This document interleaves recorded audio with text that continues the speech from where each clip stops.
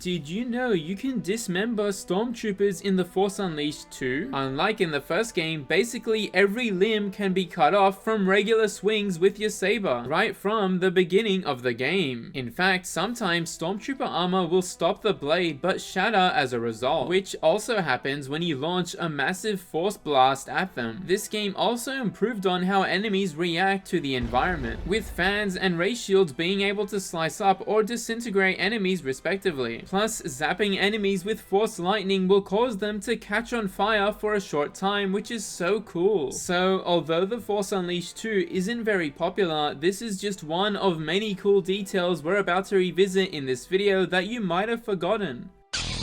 The Force Unleashed 2 gave Galen an extra lightsaber that you can customize to be a different color. They also added a few extra colors in addition to the ones from the first game, like a completely white saber and a pink color. They also made it that each specific color gives unique buffs, like passive elemental damage as well as buffs to the player's attributes, the coolest being the black saber's disintegration. And although most of the attack combos and force powers are the same as in the first game, they did add some new attacks like this spinning flurry that nicely complements the double blades. It'll probably take too long to list all the other ones, but just know they do look really cool. But for the amount of criticism this game gets, I do think the animations deserve more praise. They also added unique grapple animations for different enemy classes, my personal favorite being this insane boot that sends Ewoks flying. Each force ability also increases in scale, power, and effective damage range, accompanied with visual differences the more you upgrade it. The most obvious example of this being Force Lightning becoming purple and drastically increasing its chaining ability, which looks so cool in darker areas of the game, giving Galen unlimited power. Normal lightning doesn't ignite people either. Plus, as a side note, The Force Unleashed 2 only came out a month after the Clone Wars Season 3, where Ahsoka also started using two lightsabers with a similar fighting style. So this could be a nod to both apprentices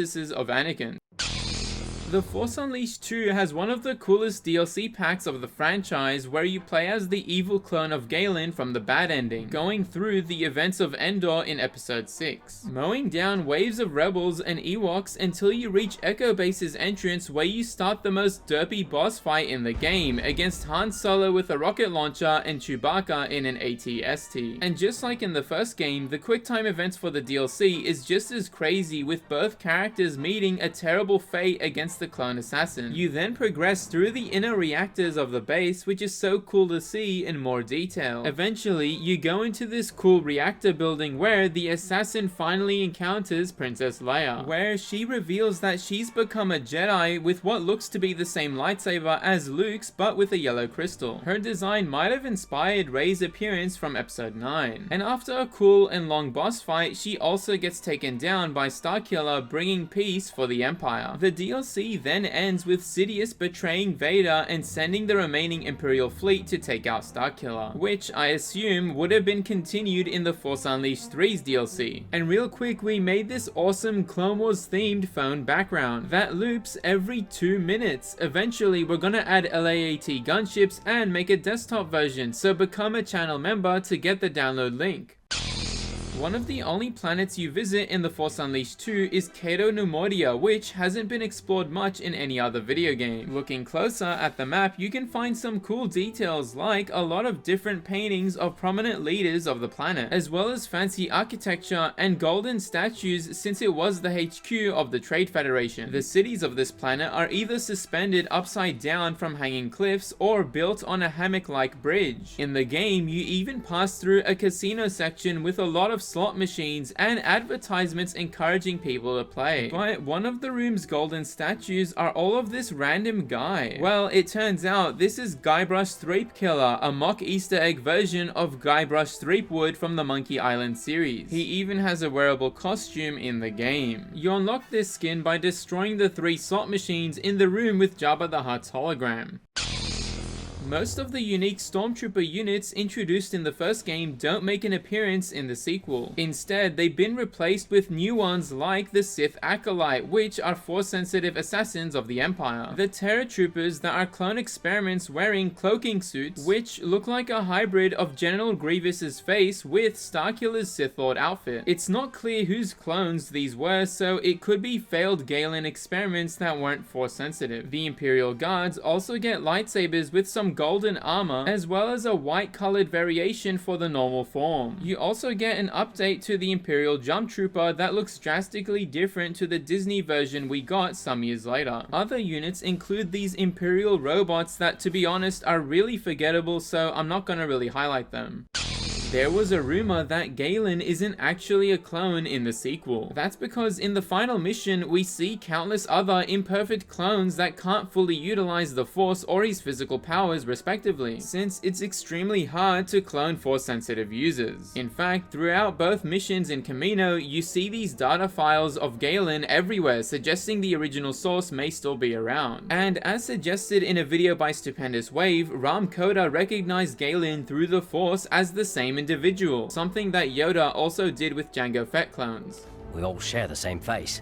In the Force, very different each one of you are. Galen is also the only supposed clone to have memories of his past and Force-sensitive visions, something that no Jango Fett clone ever had a recollection of. Plus, the clone and the real Starkiller both share the same codename, being Subject 1138. But the only counter to this theory is in the extras menu cutscenes that outline the evil clone's training, where they actually show the original deceased Galen. Though the dark side ending isn't the canon ending of the game, so I don't know, what do you guys think?